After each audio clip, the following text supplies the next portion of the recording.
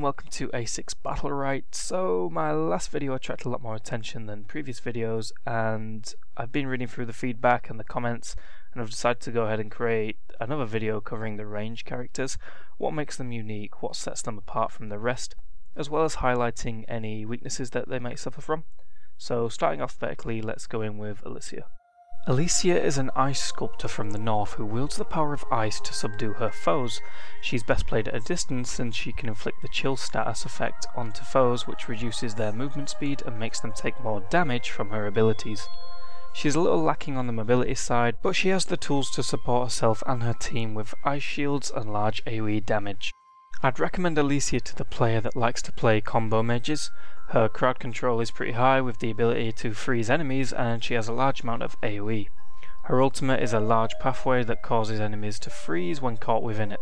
Overall, Alicia is a great combo mage with a lot of crowd control and high burst. This makes her great for setting up combos for her team. She can also support her team and herself with self-shielding, while also being great at zoning with her large AoE spells.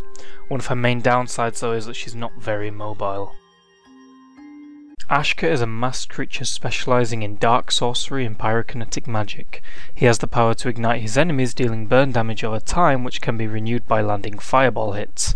Ashka has a very strong AoE CC and a few survival tools to keep the enemy at bay. His firewall is great for blocking ranged attacks, while being able to amplify the damage of his fireballs that pass through it. Overall, Ashka has the potential to be very aggressive and deal high sustained damage with the chance for high burst and combos with his AoE stun. He can self-sustain and he has nice mobility from his space, ultimate and E ability. The only weakness I can think of with Ashka is that he has no defense mechanisms like counters, but I feel his mobility makes up for that. Destiny is an elite Sky Ranger built around mobility and deadly force. This character is probably one of the most versatile characters out there at the moment. Her charge bolt has high damage and range as well as a silence. Her plasma wall can catch enemy projectiles while allowing her to shoot through it. Her spacebar is probably her strongest tool and what sets her apart. It allows her to transform into a ball that moves very quickly and can be steered. If it collides with an enemy, it will hit them very hard and knock them back. Her ultimate takes extreme precision and is very strong on close quarter maps where there are a lot of walls to bounce off of. But unless you're a master of mathematics, you might find it hard to land all the hits of her ultimate. Destiny does a lot of things well, and her mobility makes her a great champion to try out if you're new to ranged characters. She's a jack of all trades with good damage, mobility and CC. This makes her a great zoner. Esmo is a dimensional warlock who utilises high mobility and fast hitting attacks to deal short bursts of damage. He's extremely wriggly and hard to lock down. He has a long range projectile that can pull enemies within bursting range. By using his book he can double the damage output for a short period of time, and with the right Battlerite he can also heal allies nearby. He has a nice amount of CC and an ultimate that plants a bomb that sucks enemies in before exploding, dealing massive damage. It is best to use this straight after an enemy has just blown their mobility cooldown. Esmo is for the player that likes to deal small amounts of damage but very quickly, leading to nice burst. It requires good precision to pull this off. He's not the toughest of characters, so you might have to use his cooldowns wisely since he's effective in close range. If not, you might find it very tough against melee characters. Because his damage is low and you require a good aim to consistently deal damage, this makes him quite hard to master. Eva is for the player that likes to pull off close quarters combos. She's armed with a shotgun that fires 4 bullets at a time and the ability to shield herself, making her well suited for up close combat. She can cover her enemies in oil with her jetpack, then ignite them with a long range rocket, dealing massive AoE damage, or up close with her flamethrower. She has a taser to shut down the enemies for a short time, and with the correct Battlerite she can tase the whole enemy team if they're standing close enough. She might not look like much, but this granny is very mobile and tough as nails. Her ultimate ability is a Gatling gun that shreds enemies caught in the blast, best used when the enemy has no escapes or counters. Eva is most effective up close to get the most out of her shotgun and flamethrower. The good news about this is that her abilities are not hard to aim as they fire in a cone in front of her. She can be tweaked with Battlerites to have more rockets, making her more effective at dishing out sustained damage at longer ranges. She's very versatile and she fits into most team comps. Jade is one of the strongest rangers out there. She can dish out a lot of damage at long range and short range. She has a few defense mechanisms at her disposal that she can also use aggressively. Her snipe deals devastating damage, while her revolvers deliver a quick burst that shred enemies who get too close. She can silence enemies who are careless and stun enemies while making an escape. Best of all, she can go invisible. She has the tools to adapt to any situation. Her ultimate fires 4 high explosive rounds that deal huge damage in an area. Overall, Jade does a lot of things well. She has high damage poke, short range burst, 2 ways to escape, a shotgun to knock enemies back. The only downside to this character is that there's no self-sustain, which makes her a little bit like a glass cannon.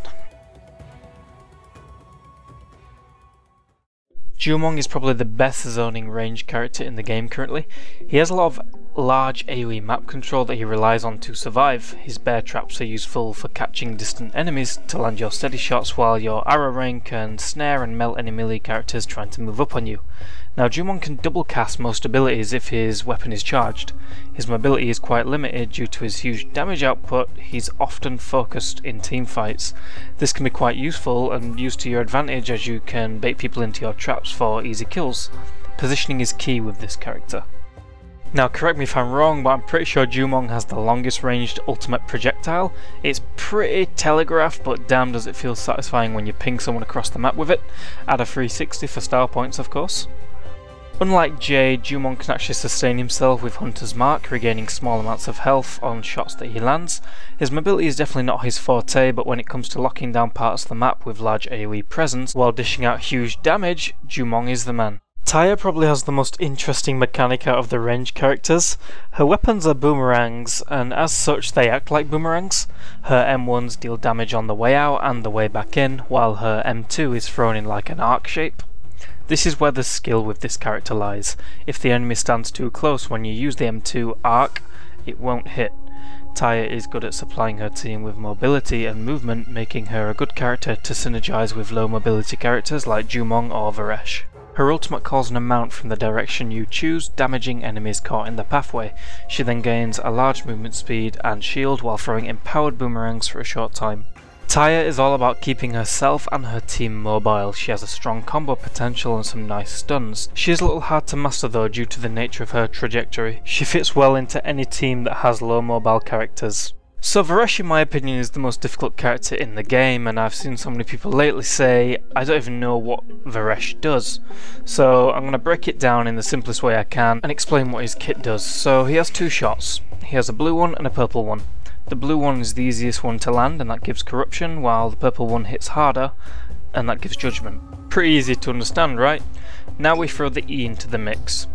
The ability Shatter deals damage and removes the blue and the purple colour from around the enemy, and it leaves a debuff in the place. If it was a blue shot, it will slow them. If it was a purple, they'll be silenced. Now the purple of course is stronger of the two, but the blue is also necessary for Varesh's survival. This is the bread and butter for how Varesh's kit works, and his space gives him a shield for survivability, and his Q is a counter that teleports him when triggered. This can be used defensively or offensively, and your survivability depends on your ability to slow the enemy, make good trades, and silence chain when necessary. He's a high risk, high reward character where the smallest misuse of your inhibitor, counter or R ability can be fatal. His ultimate does high damage and hits up to 3 times, applying both the blue and the purple debuff. You must land the hits consecutively to get the most out of his ultimate, for if you miss, the ultimate will come to an end. Varesh excels at dishing out fast combo chains of a mixture of soft and hard CC while applying shields and counters to win trades. He's very lacking in the mobile side of things, however characters like Taya and Paloma can cover this weakness, making a great team comp for Freeze. I hope you enjoyed this video and find the right range character for you. Thank you for all the support and feedback on my previous video where I covered the melee champions. The next video I will cover will be an overview of the support champions, highlighting their strengths, weaknesses and which playstyle they fit into. If you enjoyed the video though, go ahead and give it a like. If you want to see more content like this, hit that subscribe button. I've been Alpha6, and I'll catch you in the next one.